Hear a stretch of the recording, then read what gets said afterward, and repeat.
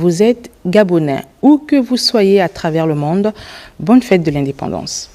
Et justement, parlons de l'indépendance. En 64, jour pour jour que le Gabon accédait à la souveraineté internationale, l'édition 2024, la première sur l'ère de la transition, a été marquée ce matin par la traditionnelle parade militaire devant le chef de l'État, le général de brigade Brice Clotaire Oligui Nguema et tous les autres invités à la tribune officielle. Priska Mogula, Armand Pende, communication présidentielle pour le point.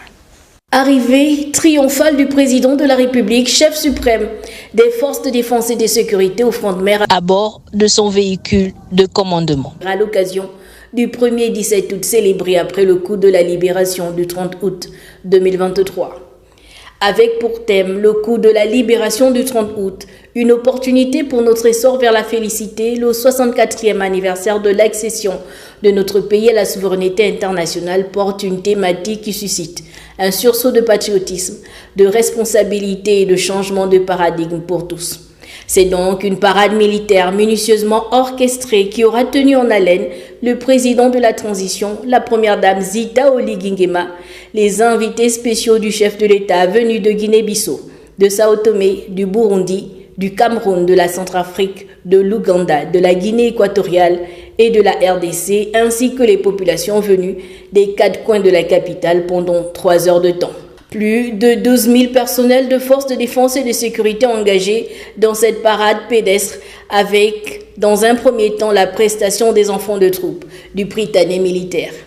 La gendarmerie nationale a emboîté le pas au rythme de la liberté retrouvée avec plus de 2000 hommes et femmes. Avec 3063 personnels engagés, les forces armées ont marqué leur passage, l'École nationale de formation des officiers de Mondilou, l'armée de terre, l'armée de l'air, la marine nationale, le corps des sapeurs-pompiers, l'aviation légère des armées.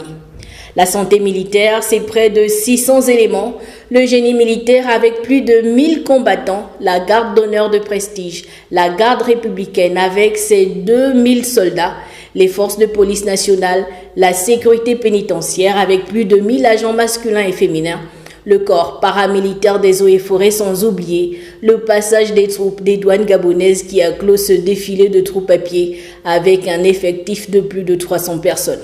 Les forces de défense et de sécurité qui ont récemment reçu une importante dotation du président de la République avec des moyens roulants, engins blindés, véhicules ambulances Zodiac, camions citernes, ont pour mission de garantir l'intégrité du territoire national, la protection des personnes et des biens et de l'environnement, de défendre les intérêts supérieurs de la nation et la protection des institutions garantes de la démocratie et des droits humains. Ce défilé du 17 août 2024 s'est poursuivi avec l'étape des engins motorisés, le défilé aérien et naval. Cette 64e célébration de l'indépendance est l'expression de la liberté et de la dignité recouvrée, symbole de l'essor vers la félicité.